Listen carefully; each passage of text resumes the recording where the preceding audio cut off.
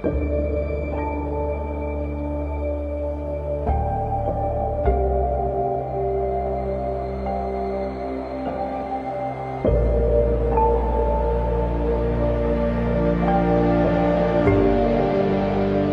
bem, estamos aqui agora em mais uma aula e, como sempre, vamos pedir as graças do Espírito Santo para que possamos aprender e ensinar juntos tudo aquilo que for da permissão de Deus. Rezemos juntos.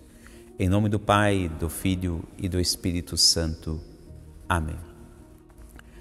Espírito Santo, amor do Pai e do Filho, inspirai-me tudo aquilo que devo pensar, aquilo que devo dizer, como devo dizê-lo, aquilo que devo calar, aquilo que devo escrever, como devo agir, o que devo fazer para procurar sempre a vossa glória, o bem das almas e a minha própria santificação. Amém. Em nome do Pai, do Filho e do Espírito Santo. Amém. Nossa Senhora Aparecida, rogai por nós. São José, rogai por nós. Muito bem, estamos aqui agora explorando as grandes riquezas do Novo Testamento, a história neotestamentária tem muito a nos comunicar os bens que são dos céus. E eu me recordo que uma de minhas falas na introdução, eu falava a respeito de vários assuntos, especialmente a partir da encarnação, do crescimento da vida ministerial de Jesus, os quais nós vamos agora nos embrenhar juntos para aprendermos. E um deles, apenas por recordação, que eu disse, foi a respeito de sinais, de símbolos sagrados. E um deles, é esse que está aqui. Se você estiver vendo bem, está aqui na frente do altar. A letra XP, temos ali a letra alfa e ômega, está ali primeira letra e última do alfabeto grego. E depois a escrita em grego embaixo, peixe, que aí nós vamos explicar o significado daquele acrônimo, tá? Assim como outros sinais, tá? Aqui apenas para recordar e ficar mais fácil a sua visualização com as explicações, tá? No entanto, agora nestas aulas nós já estamos aqui avançando após aquele momento maravilhoso da Anunciação. E já estamos conversando e aprendendo juntos no que diz respeito aquele momento onde São Lucas, escreve na Sagrada Escritura. Ele escreve no capítulo 2 sobre o nascimento do menino Jesus, tá? E ali vai se dar um contexto que nós chamamos na teologia clássica de teofania, a manifestação de Deus. Existem vários pontos da Sagrada Escritura onde nós vemos esta beleza do céu acontecer em meio a nós, homens e mulheres. Nós chamamos de teofania, manifestação de Deus. Nós veremos isso desde o Antigo Testamento. Deus ele se manifesta a Noé, se manifesta a Abraão, a Moisés, aos juízes, aos antigos profetas. Deus ele vai se manifestar de uma maneira assim, podemos dizer, mais visível com seus sinais no batismo de Jesus, quando João Batista, né, vai batizar o Messias, aquele momento onde o céu se abre, a voz forte do Pai, o Espírito Santo em forma de pomba, né? Então acontece a manifestação de Deus. Nós vemos também no Monte Tabor, quando Jesus se transfigura diante dos seus apóstolos, né?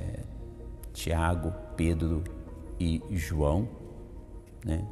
Então existem vários pontos, existem teofanias lá no livro do Apocalipse, quando São João Evangelista está exilado na ilha de Patmos, né? Porque ele é arrebatado em vários êxtases e ali Deus se manifesta a ele. Aliás, né, o livro do Apocalipse é carregado de informações teológicas e simbólicas, né, os quais nós vamos passar, né, um a um, né, cautelosamente, tranquilamente, para aprender. Tudo isso para dizer que também neste momento onde está ali para nascer o menino Jesus, as informações sagradas também, por vezes, elas trazem esses sinais da teofania de Deus. E às vezes, numa linguagem meio que codificada. Nada muito complicado, né? Desde que tenhamos tempo, dedicação para uma leitura, para uma pesquisa, né? Nós começamos ali a compreender melhor os meandros e todos os sinais os quais Deus ele conversa, né, entre o Antigo Testamento e o Novo Testamento. E por vezes, né, quando se fala pela boca de um dos antigos profetas, o título está dizendo, né, profeta, muitas vezes ele anuncia uma profecia, algo que vai acontecer.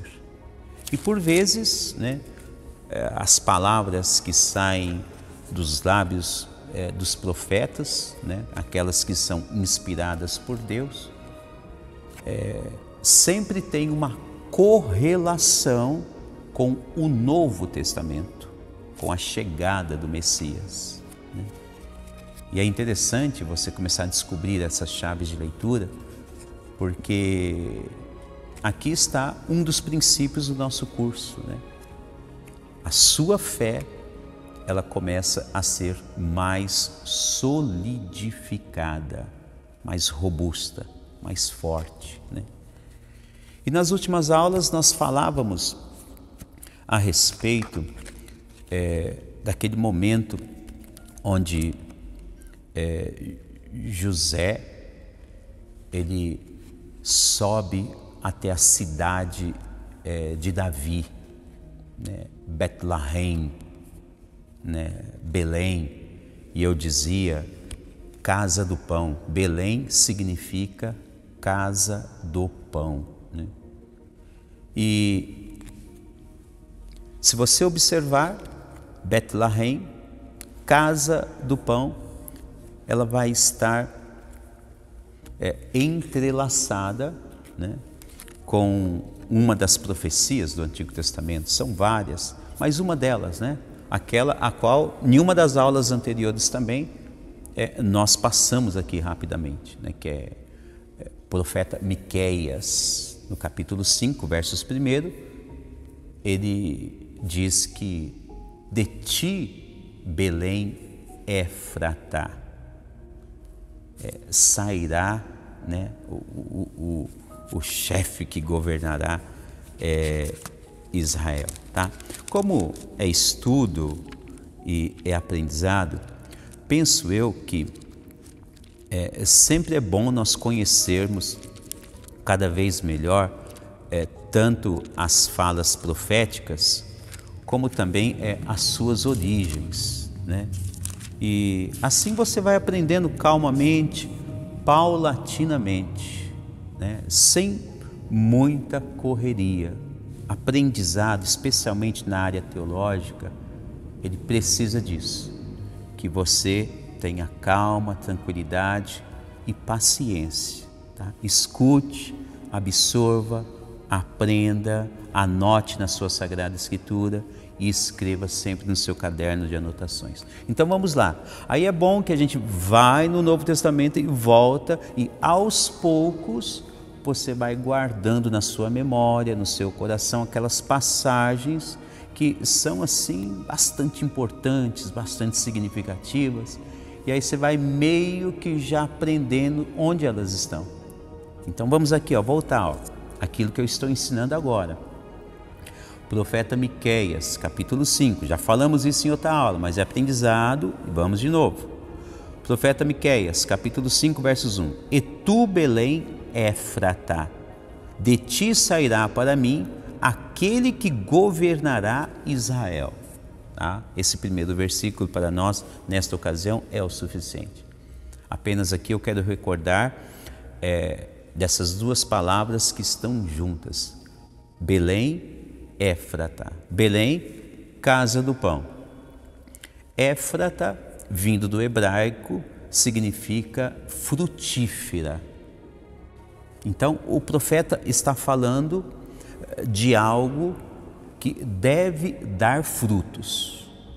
Então, Belém, uma cidade, ela deve ser frutífera, mesmo que na posição geográfica, mesmo que no olhar dos historiadores daquele período ou deste, Belém seja aquela cidade considerada menor, pequena, né? Por isso que o profeta vai dizer, de ti pequenina. E a linguagem profética, quando se fala pequenina, é precisamente naquele sentido o qual, por vezes, os menores, as coisas pequenas, são desprezadas nesta vida terrena. É isto mesmo. O que o profeta quer nos ensinar mais ainda é que aos olhos de Deus, todas as coisas neste mundo terreno, especialmente aquelas que são pequeninas e desprezível aos olhos do ser humano, por vezes são essas que Deus enriquece mais ainda com seus talentos. É o que vai acontecer na cidade de Belém. Ao profeta anunciando, dela sairá aquele que vai governar Israel. Que coisa, né? A pessoa olha no mapa, geograficamente, e fala, olha, que cidade pequenininha, miudinha, olha as outras como são enormes em relação a ela, né? E aí vem Deus com a sua autoridade suprema, infinita, e mostra a nós, seres humanos, o quanto é importante aprender a não desprezar nada que foi criado por Deus, especialmente as menores coisas. De ti, Belém, Éfrata, sairá aquele que governará Israel. Quem é que vai sair de lá? Olha, tudo bem que hoje, né, dependendo do seu grau de estudo que você esteja, talvez você já conheça um pouco e talvez você já até diga, né? Bom, eu já sei que de Belém, então, está ali profetizado o nascimento do Salvador. Mas eu digo para você, e no tempo do profeta Miqueias, que foi mais ou menos ali 680, 700 anos antes de Cristo, aquele povo sabia? Ninguém sabia. Até chegar a anunciação. Aquelas pessoas daquele período sabia? Ninguém sabia. Hoje, talvez para nós, folheando a Sagrada Escritura, consultando a história da igreja, né, alguns teólogos, hoje talvez, né, a gente diga, eu sei, né? Mas naquela situação é importante que você compreenda que tudo ainda fazia parte de profecia e estava ainda no coração de Deus para acontecer. Quem é então que vai nascer de Belém? Será o Filho do Altíssimo, será o Filho de Deus, né? E aí nós vamos fazer uma correlação. Belém, casa do pão, Éfrata, aquela que dá frutos, frutífera, né? Então está dizendo que naquela região, especificamente naquela cidade, né, Betlehem, Belém, ela será muito frutífera. E aqui também uma segunda correlação. A correlação que quando se fala, tu és a menor de todas, né? Pequena entre os clãs de Judá, né? Então aqui também, né, muitos teólogos, quando estudam, né, a disciplina de Mariologia, então aqui também tem uma correlação. A pequenina também é vista como aquela que vai ser esposa de José, né? Esposa de José, aquela que vai conceber o Filho de Deus, a menor de todas, uma jovenzinha, uma judia de Nazaré, né? Como eu já ensinei em outras aulas, varia a idade, dependendo da pesquisa que nós fazemos, idade de Maria entre 13 e 15 anos, pouquinho mais, pouquinho menos, não importa. Mas a menorzinha, a pequena, é dela que vai nascer, do ventre dela, né? Olha que bacana, né? Esse estudo é interessante porque nós vamos descobrindo muitos meandros, os quais nós vamos compreendendo cada vez melhor como é que Deus, Ele se faz presente no meio de todos nós. E agora então, nós precisamos dar mais um salto, né? Assim, paulatinamente, para aprender, né, com bastante autoridade e com muito conteúdo e que seja eficiente. Nós precisamos agora fazer uma outra correlação, né? Se é casa do pão, se Belém tem o significado, né, Betlehem, de casa do pão, então a gente poderia dizer assim, né, numa linguagem assim, meia que para dar exemplo, meia que metafórica, né, e tudo mais. Quem é que vai fazer o pão, né? Quem é o pão? Quem vai fazer o pão? Sim, depois eu explico, né, essa ideia, esse exemplo, né? E depois, quem é o pão? E depois o profeta está dizendo, dará muitos frutos. Então, me parece que este tipo de pão, quem se alimentar dele, obterá muitos frutos. É isso mesmo, o caminho é este, tá? Então, anote, estude bem o conteúdo desta aula também, para que nós possamos passar a próxima aula e vamos agora ver quem é o pão. Em que contexto agora nós vamos ver que este pão começa a dar a muitos frutos. Peço mais uma vez, você que está aprendendo, você que está gostando desse estudo, nos ajude, divulgue nosso curso, tá? Persevere, seja na sua casa, na sua família, com seus amigos, em suas redes sociais, tá? Nos ajude, divulgue. Até a próxima aula, se Deus quiser. Em nome do Pai, do Filho e do Espírito Santo.